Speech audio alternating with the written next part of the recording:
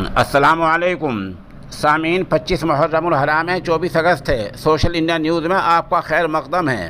خبر کا عنوان ہے 2 علماء دین بیمار، دعائے صحت کی اپیل۔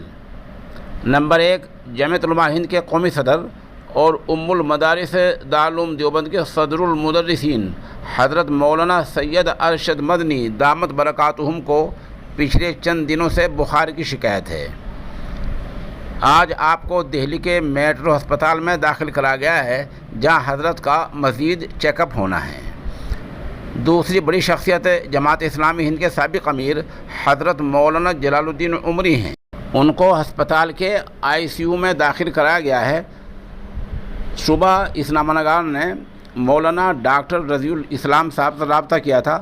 انہوں نے بتایا تھا کہ الحمدللہ اب کچھ افاقہ ہے، تاہم ابھی بھی ICU میں انتہائی نگہداشت میں ہیں۔